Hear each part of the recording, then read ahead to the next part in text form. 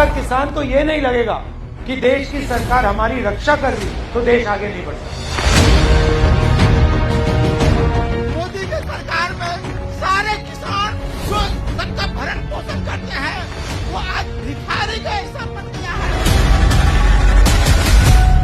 कि अगर हमारी सरकार आएगी तो एकदम ये जो आपका काम है हम करके आपको दे देंगे।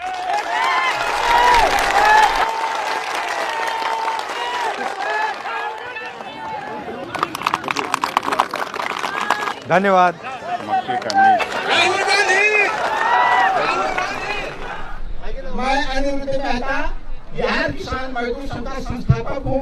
बहुत सौभाग्य है इस मिट्टी का कि हमारे राहुल भाई हम लोगों के बीच में पधारे हैं।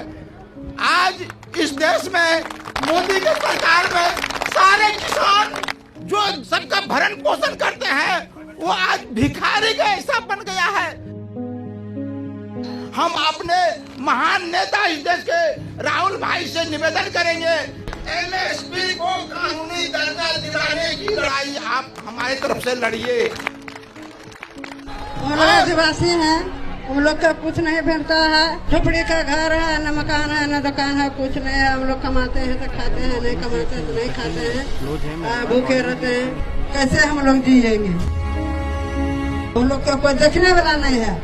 डगर से नहीं है, डगर में जब पानी बरसता है तो एक ठोना रह जाता है, घर में घुस जाता है पानी। कैसे रहेंगे? इतना करते करते सबका जिताते जिताते हम लोग तो थक गए हैं। आपको समस्या से बोल रहे हैं, देख करके चल करके देखिएगा कि कैसा है। सब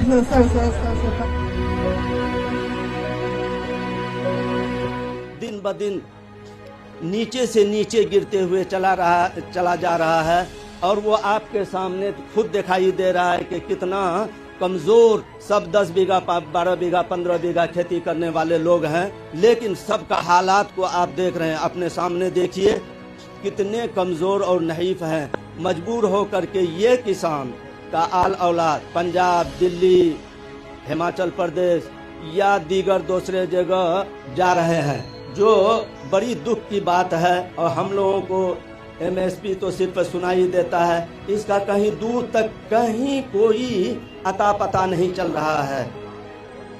नमस्कार। उत्तर प्रदेश में भट्टा परसौल एक जगह है, वहां जाकर मैंने जमीन का मामला, किसानों की जमीन का मामला जाके छेड़ दिया। उसके बाद हिंदुस्तान की पूरी मीडिया मेरे पीछे पड़ गई। बिल्कुल उनका बर्ताव बदल गया। क्यों? क्योंकि जो किसानों की जमीन की बात थी उसको मैंने जाके उठा दिया।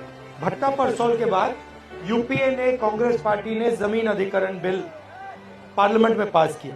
4 गुना कॉम्पेंसेशन किसानों को अपनी जमीन के लिए, 4 गुना, मार्केट रेट से 4 गुना। मोदी जी का पहला काम पार्लियामेंट में आकर इस बिल को रद्द करने का था। तो मेरा कहना है कि जो भी राजनेता किसानों की जमीन की रक्षा करने की बात करेगा उस पर 24 घंटा मीडिया का आक्रमण शुरू हो जाएगा। अब यहाँ पे ये आपका एसएसबी का है, कानून के मुताबिक अगर ये जमीन इस्तेमाल नहीं की गई तो 5 साल के अंदर आपको वापस मिल जानी चाहिए। ये कानून है। मगर यहाँ पे हिंदुस्तान की सरकार जमीन अधिग्रहण बिल के कानून को तोड़ दी। और मैं आपको आश्वासन दे सकता हूं कि अगर हमारी सरकार आएगी तो एकदम ये जो आपका काम है हम करके आपको दे देंगे। किसानों को चारों ओर से घेरा जा रहा है। आपकी जमीन छीनी जा रही है, आपसे जमीन ली जाती है। अदानी जी जैसे बड़े बड़े उद्योगपतियों को फ्री में तोहफे जैसे गिफ्ट में दी जाती है। दूसरी तरफ से खाद, बीज, इन चीजों में आप पर दबाव डाला जाता है, आपसे पैसा छीना जाता है। और अजीब सी बात है, मगर अरबपतियों के 14 लाख करोड़ रुपए कर्जा माफ हो सकता है। मालिया का कर्जा माफ हो सकता है, अदानी का हो सकता है, इन सब का हो सकता है, मगर किसानों का कर्जा माफ नहीं हो सकता। हिंदुस्तान के हर नागरिक की कम से कम प्रोटेक्शन होनी चाहिए।